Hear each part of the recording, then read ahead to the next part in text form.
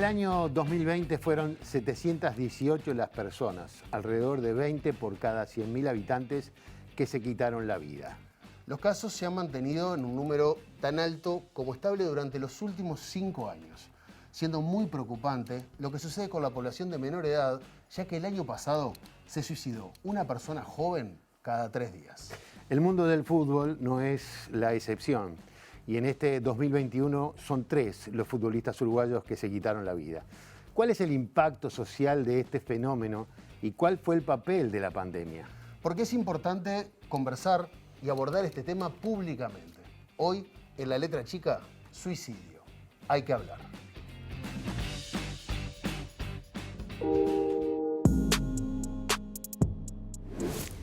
Cada año se suicidan 800.000 personas en el mundo. Esto nos lo dice la Organización Mundial de la Salud. El suicidio no distingue ni raza, ni género, ni clase social. Y no distingue porque tiene que ver con una sola cosa, que se llama dolor emocional. La cifra final de este año, del año 2020, que es 20.3, que eso representa 718 personas, como ya se dijo, que lamentablemente perdieron la vida mediante este mecanismo. Siempre las cifras de suicidio en el Uruguay son altas, y eso marca de alguna manera la búsqueda de algunas explicaciones mucho más complejas que solo las circunstanciales y transitorias.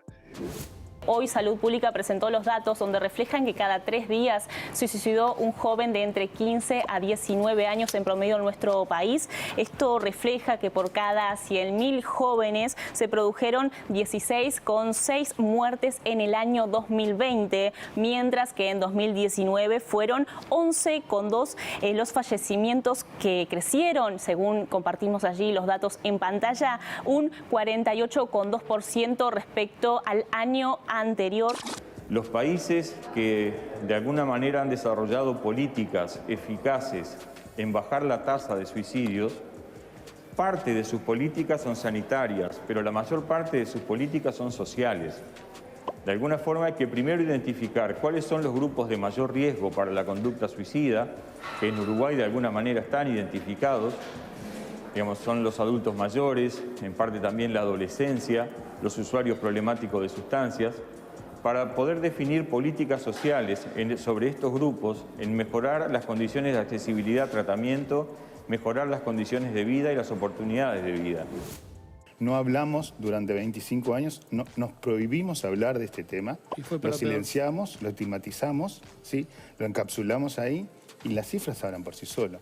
Más allá de que hay evidencias, se podría decir científicas, académicas y también humanas, de que hablar de este tema es parte del proceso. También hay que aclarar que suicidio existió, existe y va a existir, ¿sí? Eso tampoco nos tenemos que olvidar, digamos, como país, ver eso. Existen muchos mitos con relación al suicidio. No es hereditario, el suicidio no se contagia, no es un rapto de un momento, sino que la persona suicida viene anunciando y viene dando síntomas desde hace mucho tiempo. Entonces hay que aprender a reconocer esos síntomas. El mito, por ejemplo, más tremendo es que dice que de suicidio no se debe hablar por el temor al contagio. Ese es el mito que hay que derribar primero, porque de suicidio se debe hablar. Y este año ya son 3 los casos de futbolistas. Perdí al Morro García, que era mi hermano, en enero. Después, la semana pasada, le pasó a William Martínez, que era un futbolista muy querido por todos sus compañeros. Y anoche le tocó a Emiliano. Tenemos que hablar. La depresión es un tema que vivimos en una sociedad machista y el hombre le da vergüenza o miedo decir lo que le pasa. Yo sufrí de depresión cuando estuve en México.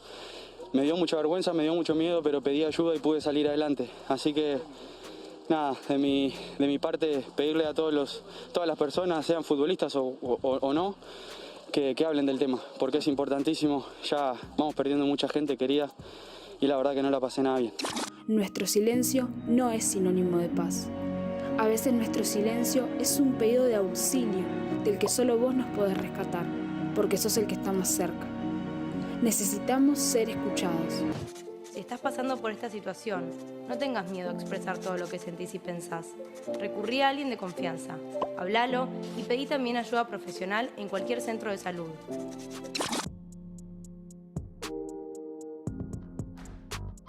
Buenas noches, bienvenidos a una nueva propuesta de La Letra Chica. Buenas noches, Diego. ¿Cómo andas, Ricardo? Bien, un tema duro, difícil. Sí, durante todo el programa nos va a acompañar los contactos de la línea de prevención del suicidio y la línea de apoyo emocional.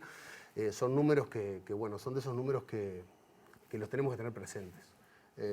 Así que, bueno, una de las prerrogativas de este programa era que hay que hablar de este tema, así que bueno, durante una hora vamos a hacer eso. Vamos a hablar con profesionales y vamos a intentar bueno, poner el tema arriba de la mesa. Sí, a fines de junio el Ministerio de Salud Pública publicó las estadísticas vitales, donde se ve un número estable en cuanto a suicidios en nuestro país.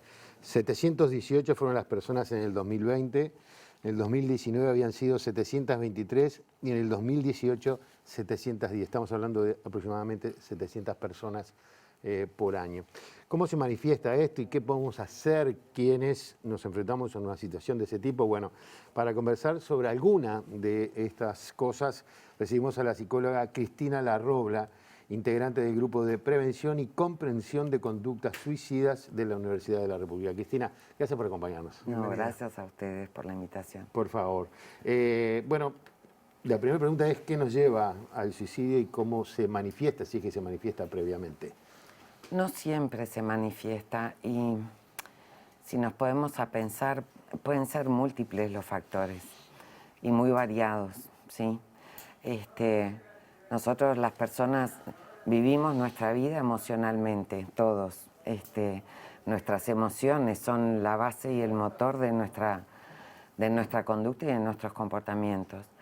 Si yo pierdo el trabajo, si yo soy acosada en mis ámbitos en los que me desarrollo, si me pasa en mis ámbitos de estudio, si me pasa en las redes sociales, si además sufro abuso, si puedo o estoy expuesta a situaciones de violencia, si empiezo a perder esos lazos que a mí me incluyen en algunos lugares en donde transcurre mi vida, yo voy quedando cada vez más vulnerable, ¿sí? Mis emociones y mis sentimientos empiezan a ser cada vez más difíciles de sobrellevar, ¿sí? Entonces, si yo a esa variedad, además, los voy sumando los factores, voy a estar mucho más expuesto a de repente encontrarme en una situación en donde diga, bueno, para vivir de esta manera, mejor no vivir, y que esa sea una solución.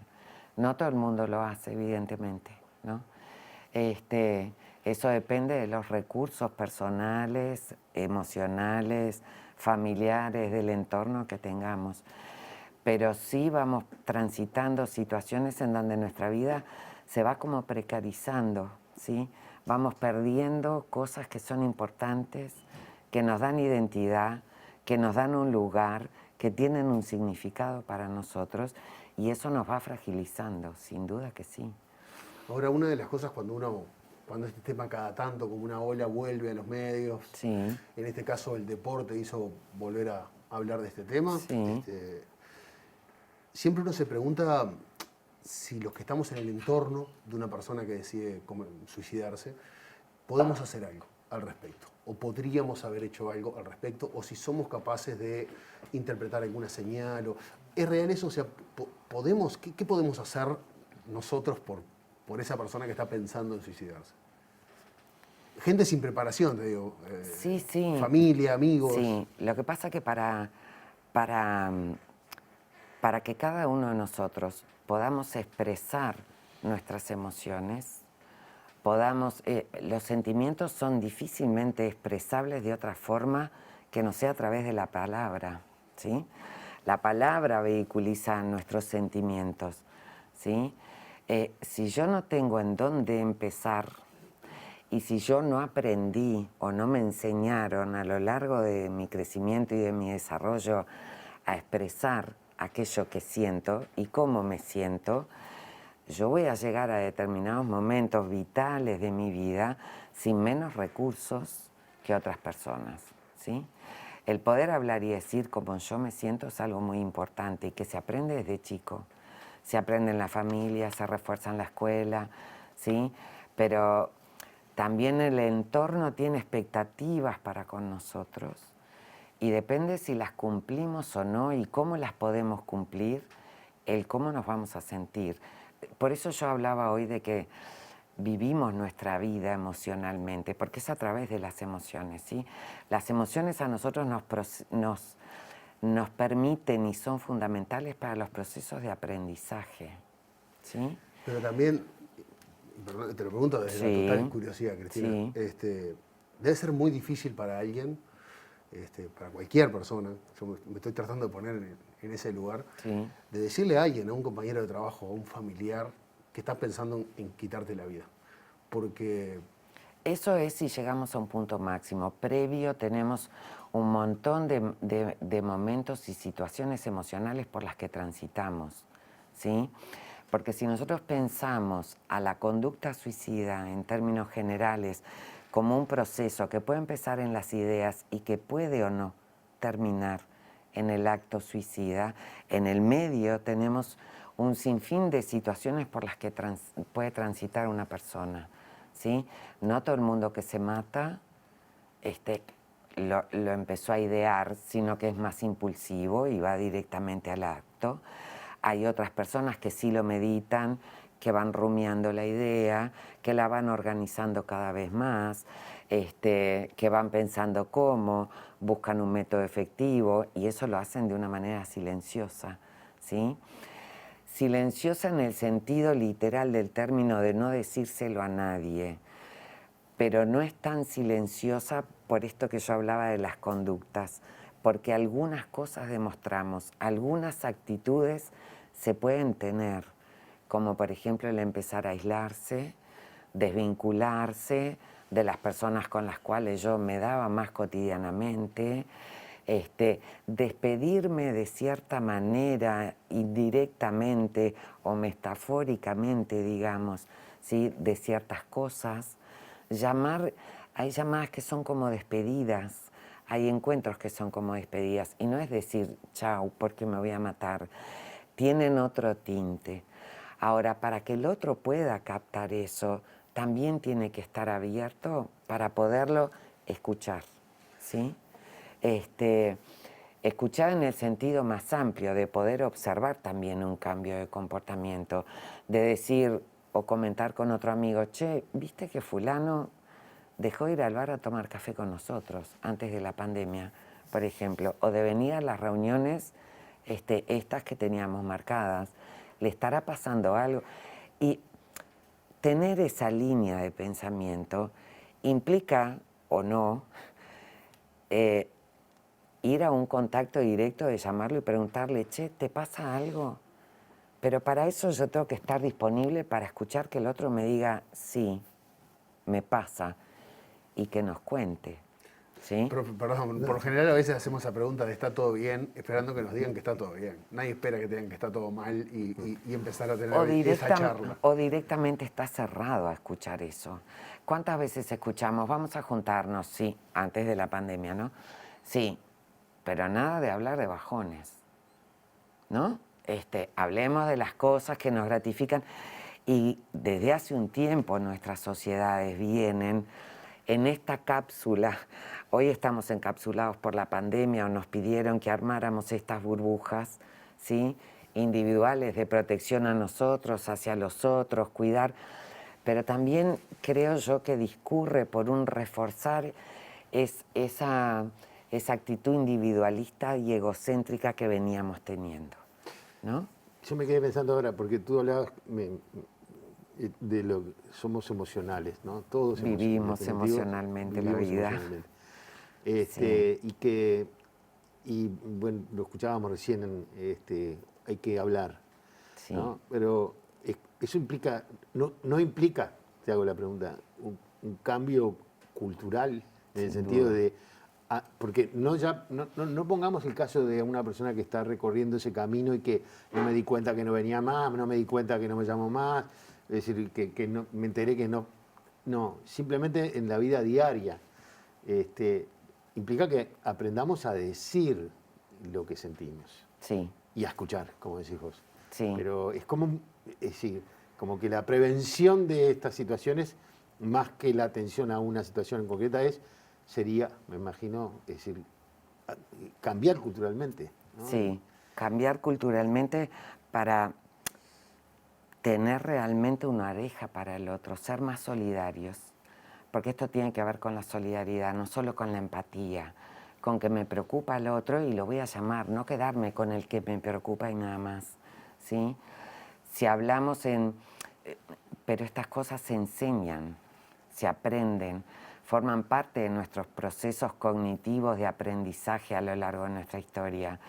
¿Cuántas veces nosotros estamos en un parque, en algún otro lugar abierto, y cuando un niño se cae, escuchamos muchas veces que le dicen, los varones no lloran, ¿no?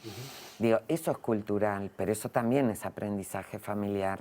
Nacemos en el seno de una familia, nacemos en una trama social que de alguna manera nos va formando a través de hábitos y costumbres familiares, pero también atravesadas por lo sociocultural. Y ¿sí? por el género muchas veces, ¿no? Sí, sin duda, por algo en nuestro país nuestra tasa de suicidio es masculina, fundamentalmente masculina.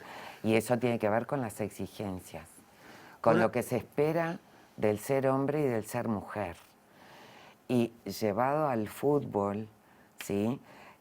La competitividad que precisa demostrar el hombre en nuestra sociedad es muy alta y es muy importante, y eso ejerce una presión.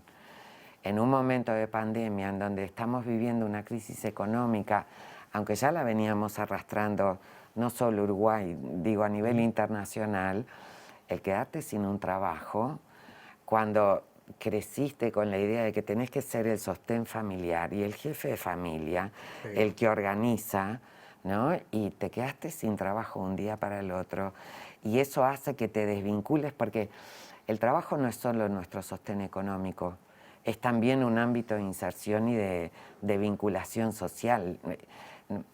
Nuestras redes sociales o nuestras redes de amistades no son solo nuestros grupos de amigos, también hacemos amigos en el trabajo. Claro. Hoy nos reintegramos en el trabajo con compañeros que fallecieron, que no están o que están transitando el COVID, ¿sí? El año pasado fue mucho más fuerte eso. Hoy nos reintegramos a lugares en donde hay espacios vacíos, y eso implica elaborar un duelo, ¿sí? Entonces, el perder un trabajo no es solo perder lo económico, es perder un lazo social, ¿sí? De compañeros con los cuales yo me encontraba, conversaba, trabajaba, compartía. Después estaban mis ámbitos de amigos, el club al que voy, las reuniones, ¿no? En la casa de alguno. Digo, uno se va como desvinculando, va precarizándose la vida en términos de que empieza a quedar excluido de, ¿sí? Y eso va fragilizando muchísimo en contra de esta sobreexigencia, ¿no? Digamos, en contra, se suma, ¿no? Porque no cumplís esas expectativas, o no las cumplís del todo ni bien, ¿sí? Ahora, Cristina, nombraste mucho la pandemia, que creo que de todos los temas que hemos hablado en este programa, en algún punto la pandemia los toca, y sí, calculo que este no es la excepción. Y la tasa de suicidios en la población de entre 15 y 19 años pasó de 11,3 cada 100.000 en 2019 a 16,6 en 2020, y la población de 30 a 34, al hacer la misma comparación, el salto fue de 18 a 29%. ¿Cómo se explica esto y si claramente la pandemia tuvo una incidencia? En parte debe haber mucho de esto que hablamos, porque todavía no hay estudios que demuestren esto. Sí, a nivel internacional se sabía que en momentos de la pandemia iba a reducir el número. Digamos, el confinamiento, sea voluntario o impuesto, llevó a que la gente tuviera que convivir más esa convivencia o el ajuste que hicimos todos durante el año pasado de adaptarnos a convivir 24 horas, que no era lo que estábamos acostumbrados, ¿no? Yo mal puedo observar qué es lo que le está pasando a mi hijo si yo me veo solo a la hora de la cena, ¿no? Y ellos tienen un esquema de club, inglés, colegio, horario completo, doble turno, si es bilingüe, la escuela, ¿no? Pasamos de estar conviviendo, compartiendo muy pocas horas a pasar 24 horas, ¿sí? Eso me permitió un reajuste. Perdón, en la previa uno debería pensar que es bueno eso. Sí, sí, y es bueno y creo que de alguna manera se reflejó en el aumento que hubo de llamadas a consultas a las líneas, como tú decías. Hubo más consultas, digamos, se disparó el porcentaje como en un 300%. La gente llamó mucho más, ¿sí? Pero un año después empezamos a tener el aumento o a ver más los casos de suicidio, que eso era lo que marcaba la tendencia internacional. Se sabía que el confinamiento de alguna manera contenía, pero después las cifras se espera que se disparen, no que haya un aumento. Y de hecho creo que lo que ha pasado en el mundo del fútbol es como una puntita, un botón de muestra de lo que podemos esperar a futuro, ¿sí? El impacto a nivel de la salud mental de la población de este confinamiento y para aquellas personas que transitan este sentir abrumado de que la vida es difícil, que las cosas no salen bien, que no cumplen expectativas ni de otros ni propias, de alguna manera ha hecho que se agudice más, ¿sí? Los impactos psicológicos a largo plazo siempre son mucho más complejos que lo que se tiene que esperar a corto plazo. ¿Sí? Esto tiene el tema del suicidio, ¿tiene un impacto como fenómeno en la sociedad uruguaya? Sí, claro. La muerte de cualquier persona impacta, ¿sí? Porque acá tenemos que pensar eso. Pero es una muerte violenta. Sí, pero es una muerte.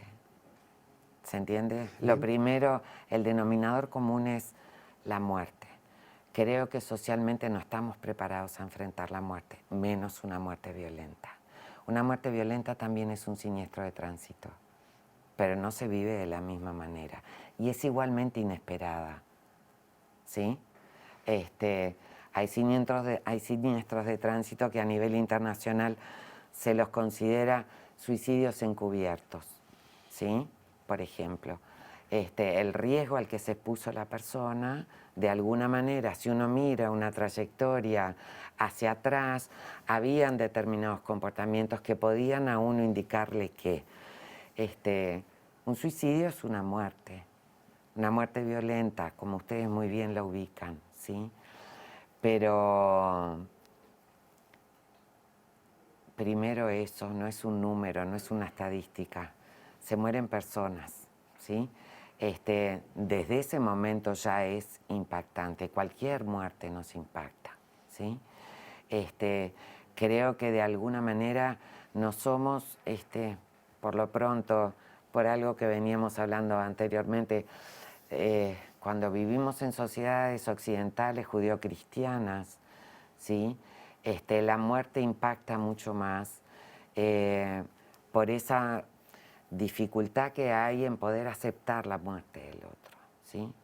Vivimos en una sociedad no solo altamente competitiva, muy exigente, en donde de alguna manera no nos permitimos parar a pensar en la finitud que implica la propia vida, ¿sí? Y una muerte siempre nos enfrenta a eso. Cristina, te agradecemos muchísimo que nos hayas acompañado, que nos hayas introducido en este tema complejo y bueno, nada, simplemente... No, a ustedes por abrir este espacio, a este tema y tratar de mantenerlo en agenda, que creo que es lo que interesa. Ojalá que podamos hacerlo. Ricardo, en el bloque que viene nos vamos a meter con otra parte de este tema. Hoy hablamos del entorno y bueno, vamos a recibir dos testimonios bien diferentes, de un familiar, de una persona que se suicidó Y después de Yaraví Roy, que está al frente de una ONG que, si no me equivoco, es de las poquitas que hay en el país, si no es la única, que hablan sobre este tema y hace mucho tiempo. Así que los invitamos a seguir con la letra chica. Ya venimos.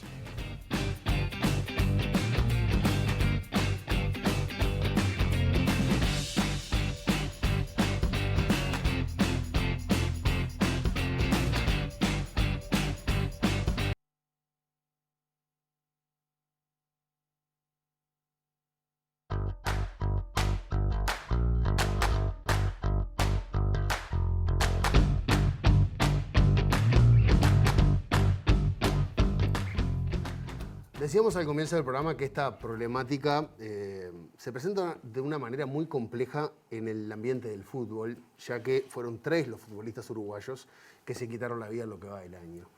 Para conversar sobre esto, vamos a recibir a Edgar Martínez, director técnico, exjugador y hermano de uno de estos futbolistas de Williams Martínez. Edgar, buenas noches, bienvenido. Buenas noches.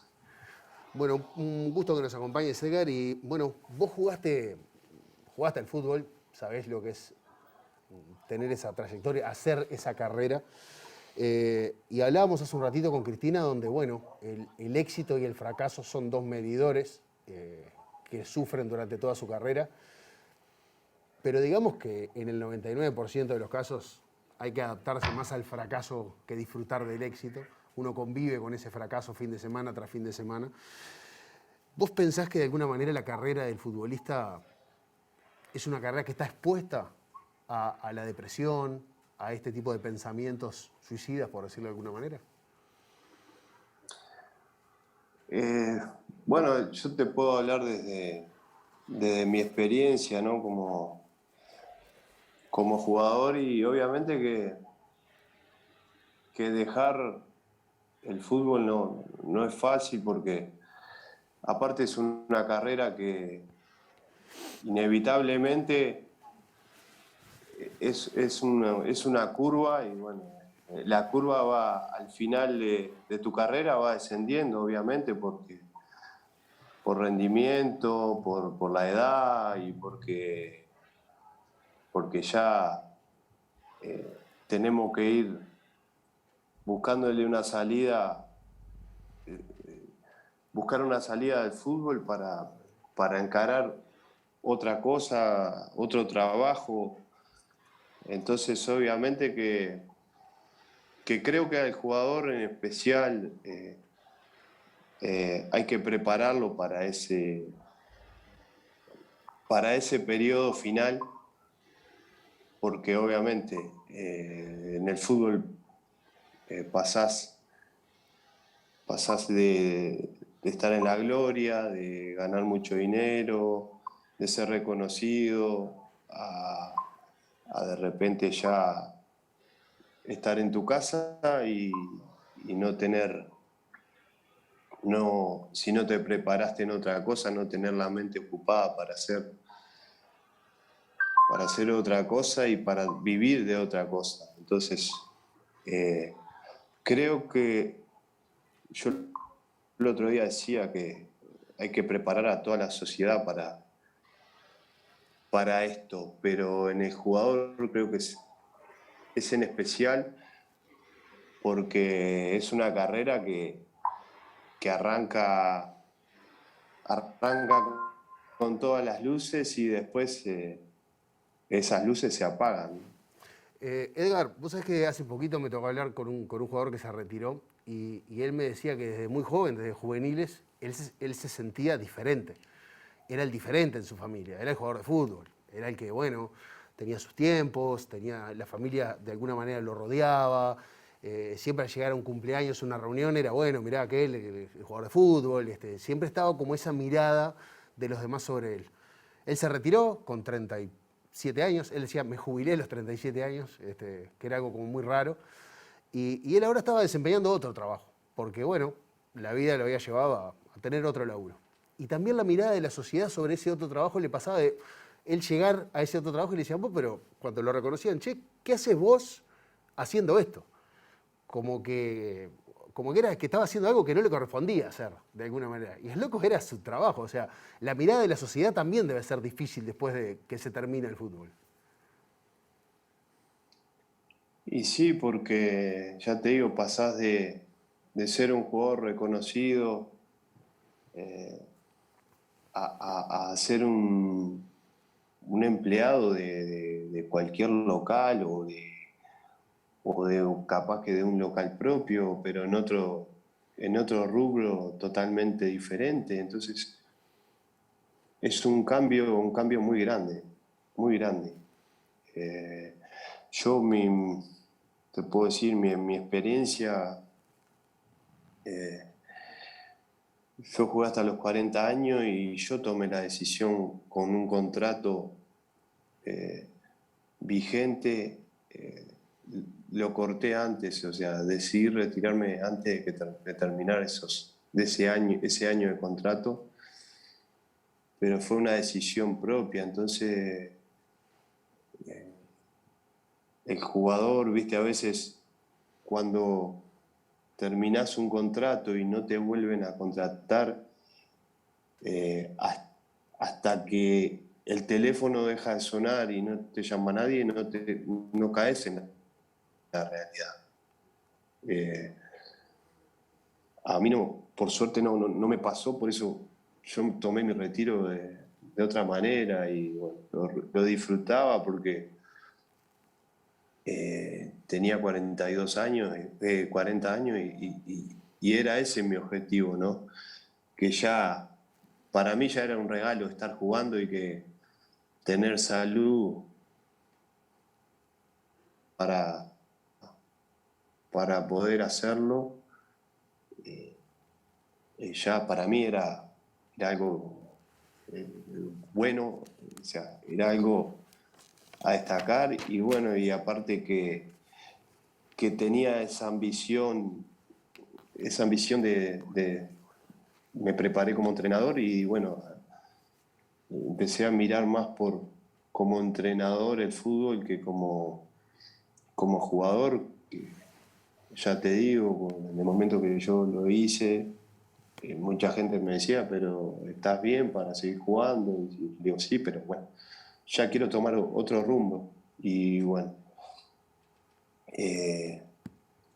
tuve la suerte que me preparé dentro del mismo rubro futbolístico, pero tuve una preparación. Y eso es lo que el jugador a veces estira en el tiempo de decir, bueno, me preparo en otras cosas y sigue esperando y cuando quiere acordar, los tiempos del jugador de fútbol profesional son muy cortos. Hoy por hoy, bueno, hay muchos que están estirando la carrera a los 20 años, con mucha suerte son 15, entonces se te pasa muy rápido y cuando querés acordar no estás preparado para enfrentar lo que sigue. Edgar, volviendo a Uruguay tú y más allá del dolor por la muerte de tu hermano, dijiste que este debía ser un mensaje para toda la sociedad. Hablando ahora, dijiste, los jugadores de fútbol o en general no estamos preparados para el momento en el que ese mundo en el que vivimos se termina y que hay que hablar. Ese es el camino, o sea, prepararse para el retiro, para que los jugadores puedan tener de alguna manera una puerta para encaminar su vida una vez que, digámoslo de alguna manera, dejó de sonar el teléfono. Sí, bueno, hoy por hoy yo sé que la Mutual está dando muchos cursos para hacer dentro del fútbol, tema de gerencia deportiva y muchos cursos más. Y bueno, ese es un paso, pero bueno, creo que en cierto punto también, por ejemplo, todos los equipos donde yo jugué en el exterior, todos contaban con un psicólogo. Y acá es difícil hasta tener un doctor todos los días. Entonces, obviamente que estamos fallando en algo que obviamente es tema de infraestructura y preparación tanto como para crear otras salidas con el tema laboral y también con el tema del proceso en la cabeza del jugador en el día a día, ¿no? Porque no estamos solo hablando de jugadores que se están por retirar, también ha pasado en jugadores con toda una carrera por delante y bueno, creo que hacer hincapié en eso. No solo pensar en que esto le pasa a los jugadores que están por culminar su carrera. Esto pasa a los jugadores jóvenes y bueno, también en la sociedad, en todo ámbito. Es algo que no tiene, el suicidio no tiene edad. Y lo que decía el otro día, quizás no nos da señales, pero quizás si tenemos continuamente un apoyo, caso de un psicólogo, quizás ahí podemos exteriorizar cosas que no exteriorizamos con la propia familia, con la madre, con el hermano, con el padre, con la pareja. Y bueno, creo que pasa por ahí, por ese apoyo psicológico en todo ámbito, ¿no? No estamos hablando solo del fútbol y bueno, es lo que yo hoy por hoy, la verdad que hoy ya estoy más como asumiendo más esto y bueno, estoy seguro que lo que pasó con mi hermano es un mensaje para poder estar a tiempo de salvar otras vidas, ¿no? Edgar, te agradecemos muchísimo, te mandamos un abrazo, gracias por haber compartido tu experiencia con nosotros esta noche. No, gracias a ustedes. Un abrazo grande. Por favor. Ricardo, la ONG Resistiré es una de las organizaciones que trabaja en nuestro país brindando ayuda a jóvenes y adultos a la prevención del suicidio. Para conocer sobre su trabajo, vamos a recibir a Yaraví Roig, maestra jubilada y escritora que fundó esta organización en 2016 después de un caso muy cercano de suicidio. Yaraví, buenas noches. Gracias por acompañarnos. Buenas noches. Gracias por la invitación. Es muy importante y necesaria. Bueno, de eso te quería hablar, Yaraví, porque hoy te veíamos en el tape de arranque hablar de los mitos que hay alrededor del suicidio. Vos decías que uno de los mitos más grandes es eso de que se contagia, de que no hay que hablar por el efecto contagio. Y el lema de tu organización es: hablemos de suicidios para salvar vidas. ¿Por qué hay que hablar de suicidio? Y contame cómo es el trabajo de Resistiré.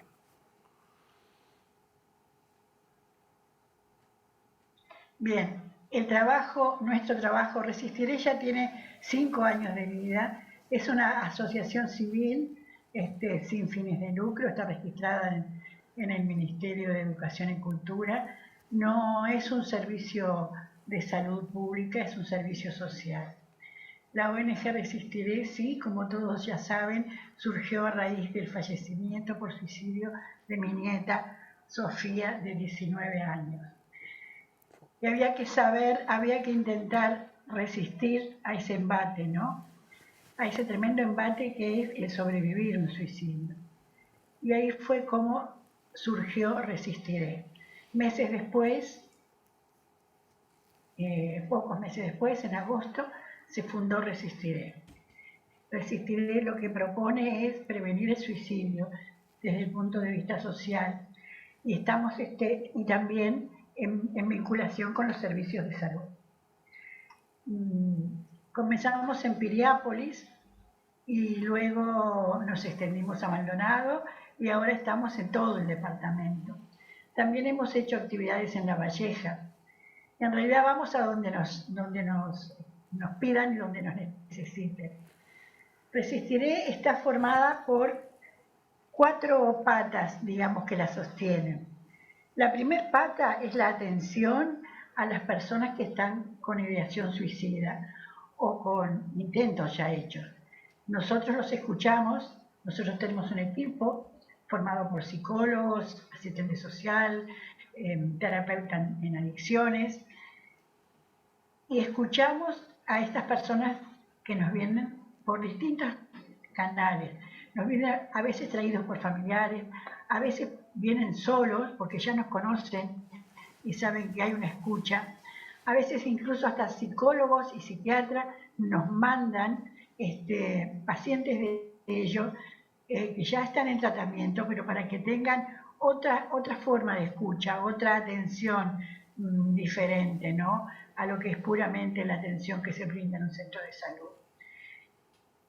Ese cuidado que tenemos nosotros con esas personas, digamos, es la primera escucha. Luego tienen que ir al centro de salud porque tienen que recibir la asistencia que necesitan. El psiquiatra después dirá qué tipo de asistencia va a necesitar, según el nivel que tenga de ideación o si ya se intentó suicidar, ¿no? Ya tuvo intento. Entonces, esa primer pata de resistir es muy importante. Hemos atendido a muchísimas personas en estos 5 años. La segunda pata de Resistiré es la información y es el educar, es el enseñar. Enseñar a las personas a observar esos síntomas y esas señales que dan los que están pensando en suicidarse, los que tienen ideación suicida. Y hay síntomas, hay señales. Uno de los mitos, de los famosos mitos de los que hablamos, es que el que se va a suicidar no avisa. Y al revés, el que avisa no se suicida. Y eso es un mito, como el mito de que no hay que hablar de suicidio. Sí, el que se va a suicidar da señales. Como dijo la doctora Larrobra, a veces se verbaliza, pero otras veces no. Pero son señales conductuales también. El abandono, el dejarse estar, el no estudiar, el encerrarse, el mostrarse enojado, los cambios de temperamento, de carácter, el aislarse, el separarse de sus familiares, de sus amigos, no querer salir, o a veces tener conductas totalmente contrarias, estentóreas, conductas que no son las comunes. Entonces tenemos que enseñarles a las personas a observar esas conductas y a tener esa empatía que decía Cristina, y no solamente la empatía, sino el hacer también. No solamente darme cuenta que el otro está mal, sino que ir a ofrecerle mi ayuda y preguntarle y buscarle la manera de buscarle la vuelta para que esa persona nos verbalice que está mal. O a veces, aunque no sea capaz, nosotros podemos ayudarlo igual, a través de preguntas. Y la famosa pregunta, si estás pensando en suicidarte, es algo que no tenemos que tener miedo de hacer. Esa pregunta, ¿estás pensando en suicidarte?, sucede que es como una válvula de escape, es como destapar una botella y salir la presión. Sale esa presión y la persona habla. La he hecho muchas veces esa pregunta y siempre me ha sucedido lo mismo. La persona se siente aliviada y cuenta lo que le pasa. Pero, perdón, Yaraí, pero sí, es muy difícil para alguien que no tiene una preparación, que no está acostumbrado a tratar este tema, que nos lo han impuesto como un tabú, nos han silenciado también, como decían en el TV Arranque, hacer esa pregunta. Es una pregunta que, como vos decís, seguramente sea un alivio, pero hay que estar preparado para recibir una respuesta a esa pregunta. Es muy difícil hacerla, por supuesto. Requiere una conversación previa, requiere poder llegar a un momento, a un contacto más profundo con esa persona. Es difícil hacerla. y es difícil también recibir la respuesta. Pero bueno, tenemos que intentarlo, porque si queremos ayudar, tenemos que intentarlo. Nos costó a nosotros, nos costó mucho, pero yo creo que es fundamental poder hacerlo. Mi experiencia es que es fundamental poder hacerlo, porque entonces podemos guiar a la persona a una solución, a un centro de atención, a una emergencia, porque muchas veces ya tiene hecho, se ha cortado, el intento ya lo tiene hecho. Entonces hay que llevarlo, hay que conducirlo a un centro de atención, a una sala de emergencia, que sea visto por un psiquiatra. Tenemos una ley de salud mental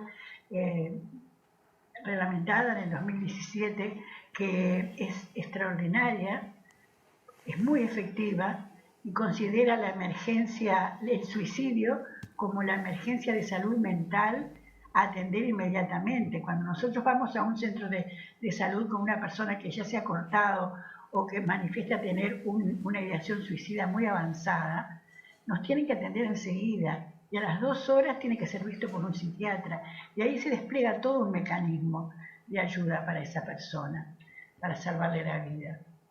Entonces, nosotros desde Resistiré hacemos la primera escucha, pero también conducimos a la gente al centro de salud que le corresponde, lo guiamos o hacemos que los padres o familiares, muchas veces también nosotros mismos hemos tenido que llevar personas a un centro de salud. Yaraví, te queremos agradecer muchísimo que nos hayas acompañado esta noche. Ahí tienen ustedes el número de teléfono para contactarse con la organización Resistiré. Muchas gracias y buenas noches. Gracias a ustedes. Ricardo, ¿cómo es en nuestro país el cuidado y el seguimiento de la persona que intentó o manifestó intenciones de autoeliminarse? Bueno, de eso vamos a hablar en el último bloque con el doctor Pablo Fielis, director de Salud Mental y Poblaciones Vulnerables de ACE. Ya venimos.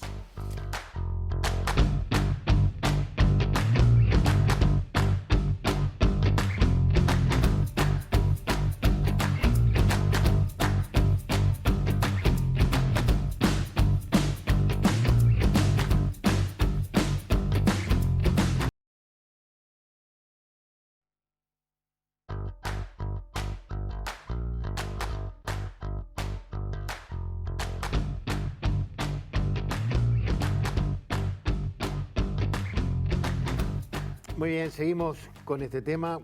¿Cómo es el cuidado en nuestro país y el seguimiento de las personas que intentó o manifestaron una intención de autoeliminarse? Para hablar de este tema un poco más vamos a recibir al doctor Pablo Fielis, director de Salud Mental y Poblaciones Vulnerables de ACE. Pablo, gracias por atendernos. Buenas noches.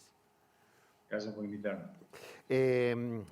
Esta es una problemática de la que hemos venido hablando en el programa y uno de los elementos que aparece arriba de la mesa es que la demora en la atención que aparece en distintos prestadores de salud para poder acceder a la asistencia médica, psiquiátrica especializada. Se habla de veces de que en el interior puede ser de 30 días, en Montevideo de 40. Ahí es necesario de repente hacer una aclaración. Sí, por favor.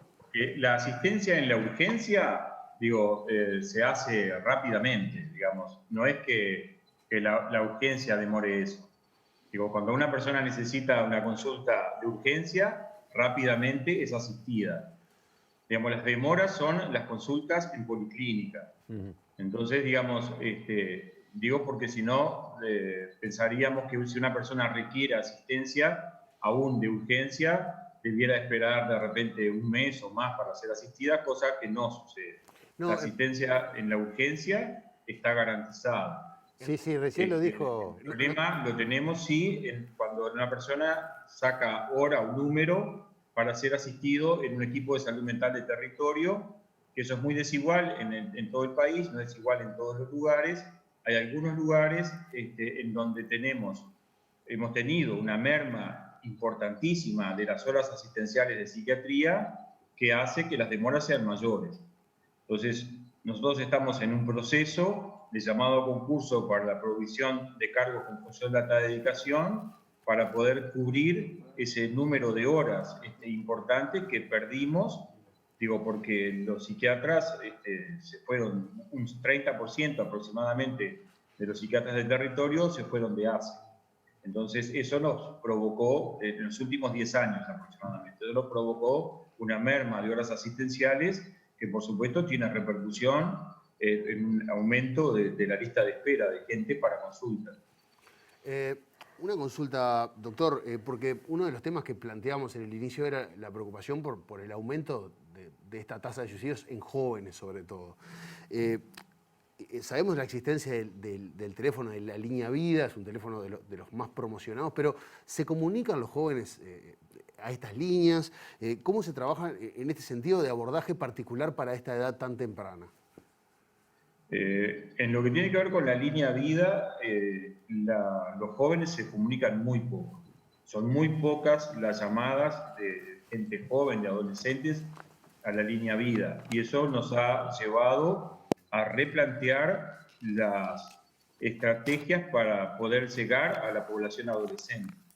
Porque desde ese punto de vista, digamos, ya sabemos que por el lado de la línea Vida, tal como está estructurada hoy, tiene muy poca llegada a los adolescentes, por lo que se conformó un grupo de trabajo con el programa, digamos, de salud mental del Ministerio de Salud Pública, con la gente de INJU y con miembros de la Dirección de Salud Mental de ACE, para diseñar estrategias de llegada a la población adolescente, porque evidentemente esta plataforma, tal como está, no está resultando útil para ese sector.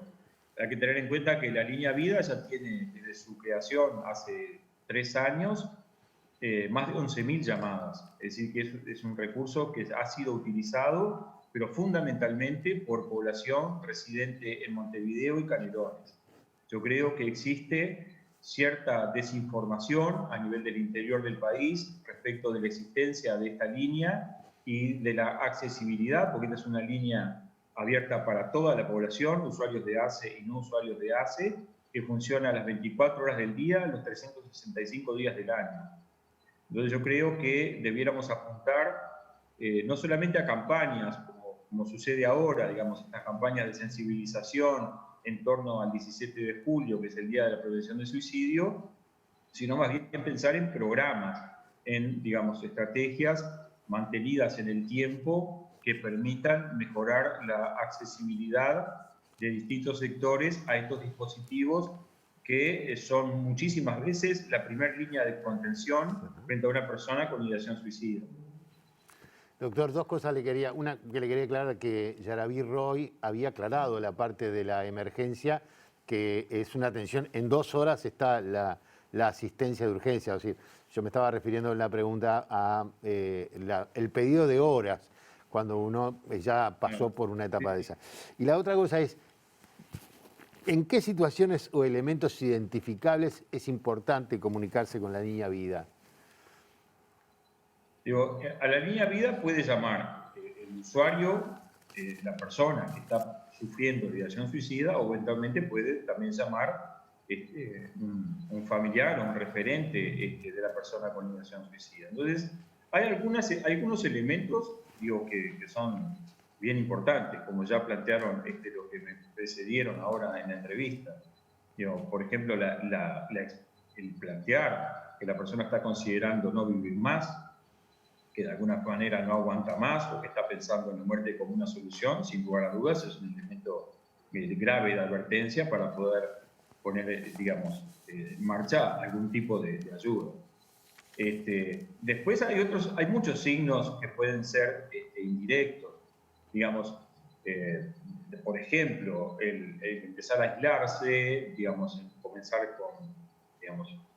con pérdida de los intereses que la persona tenía, a veces incluso el empezar a despojarse de objetos personales que son preciados para la persona, digamos, empezar a regalar pertenencias, muchas veces es como un aviso de que la persona se está despidiendo, digamos, pero yo quiero conceptualizar algunas cosas, ¿no? Es decir, no siempre el suicidio es prevenible. Digamos, cuanto más atentos estemos y mejor accesibilidad pueda haber para tratamientos, es probable que eso pueda redundar en algunas situaciones que se pueda evitar un desenlace fatal. Pero no siempre es previsible el suicidio. Hay muchas situaciones en donde cuando una persona se suicida, piensa en el suicidio como una solución, aparece una suerte de calma, una calma aparente, porque la persona de alguna manera internamente resolvió cuál va a ser la salida de la situación. Y eso no es fácil de percibirlo por el entorno. Entonces yo creo que, por supuesto que todas las medidas de prevención, de promoción de salud y de detección precoz de elementos de riesgo tienen que ser puestas en juego. Pero lo que quiero transmitir es que la idea de que podemos 100% prevenir el suicidio no es tal. Porque muchísimas veces no es prevenible el suicidio. Creo que sí, en muchas oportunidades podemos actuar a tiempo y esa actuación, permite evitar un desenlace fatal. Pero la idea de que siempre es prevenible el suicidio, creo que no. Doctor Pablo Fielitz, muchísimas gracias por haber participado con nosotros esta noche. Gracias a ustedes. Que pase muy bien. Como último recuerdo, les recordamos, valga la redundancia, el 0800-0767 o asterisco 0767 es la línea de prevención del suicidio. La línea de apoyo emocional es el 0800-1920. Estuvieron en nuestro programa presentes en todo momento. Funcionan las 24 horas del día, los 365 días del año, sin importar a qué prestador de salud pertenece tu atención. Así que bueno, las líneas están dispuestas para ustedes. Bien, nos vemos el próximo miércoles. Ya vienen relatos. Hoy es el tema racistas.